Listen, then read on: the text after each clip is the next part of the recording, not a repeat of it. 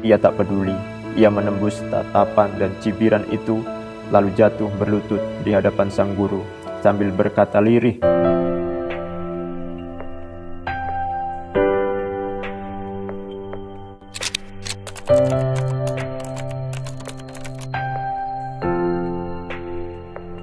pada suatu hari di abad pertama Masehi, di sebuah desa di tanah Yudea, hiduplah seorang pria yang kehidupannya hancur bukan hanya karena penyakit, tetapi juga karena kesepian yang mencekik jiwa.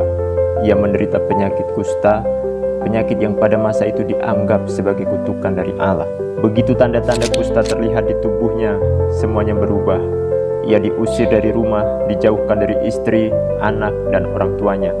Tidak ada lagi pelukan hangat. Tidak ada lagi tawa bersama di meja makan. Ia kini tinggal di pinggiran desa, di gubuk reot, terasing dari semua orang. Setiap kali ia masuk ke jalan umum, ia harus berteriak najis, najis, agar orang lain menjauh. Hari-harinya diisi dengan tatapan jijik, bisikan-bisikan menghakimi, dan rasa takut yang terus membesar. Ia sudah lama lupa rasanya bersentuhan dengan manusia. Bahkan sebuah sentuhan kecil di pundak pun menjadi kemewahan yang tak mungkin ia dapatkan. Luka di tubuhnya mungkin terasa sakit, tapi luka di hatinya jauh lebih dalam. Suatu hari ia mendengar kabar tentang seorang guru dari Nazaret, seorang rabi yang mengajar dengan kuasa, menyembuhkan orang sakit, mengusir roh jahat, dan berbicara tentang kasih Allah yang melampaui batas.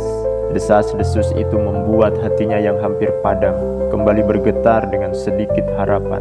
Maka ketika ia melihat kerumunan orang berbondong-bondong mengikuti sang guru itu menuruni sebuah bukit, ia memberanikan diri mendekat. Orang-orang menatapnya tajam, beberapa mundur ketakutan, sebagian lagi menutup hidung dan mulut mereka. Tapi ia tak peduli. Ia menembus tatapan dan cibiran itu, lalu jatuh berlutut di hadapan sang guru sambil berkata lirih namun penuh keyakinan, "Tuan, jika Tuan mau, Tuan dapat mentahirkan aku." Semua orang menahan napas. Tak seorang pun menyangka seorang kusta akan berani sedekat itu, apalagi berbicara langsung kepada rabi yang begitu dihormati. Tapi yang terjadi selanjutnya membuat semua mata terbelalak. Sang guru tidak mundur, tidak memalingkan wajah, tidak berkata jangan dekat-dekat. Sebaliknya ia melangkah maju. Tatapannya penuh belas kasihan, bukan jijik. Senyumnya menghapus rasa takut di hati si kusta. Lalu tanpa ragu ia mengulurkan tangan dan menyentuhnya. Sentuhan itu begitu hangat, begitu nyata. Sentuhan yang tidak hanya menembus kulit, tetapi juga menembus tembok kesepian yang selama ini membelenggu hatinya. Dan di saat itu juga penyakitnya sembuh total. Kulit yang tadinya penuh luka kini menjadi bersih. Tubuhnya pulih, tapi yang lebih penting hatinya dipulihkan.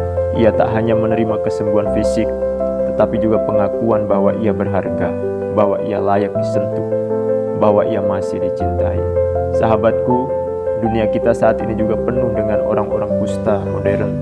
Bukan karena penyakit kulit, tapi karena mereka terbuang, terlupakan, atau terabaikan. Mereka bisa saja orang yang dikucilkan karena kesalahan masa lalu, korban kegagalan, mereka yang patah hati, atau yang sedang bergumul sendirian. Mereka haus akan satu hal yang mungkin tak pernah mereka terima, sentuhan kasih yang tulus. Yesus telah memberi teladan. Ia berani menjamah yang tak terjamah. Ia menghapus jarak yang diciptakan oleh ketakutan, stigma, dan prasangka. Dan ia memanggil kita untuk melakukan hal yang sama. Mungkin sentuhan kita bukanlah dengan tangan, tapi bisa berupa perhatian tulus, sapaan yang menguatkan, kata-kata yang menghibur, doa yang mendoakan, atau tindakan kecil yang menunjukkan kepedulian.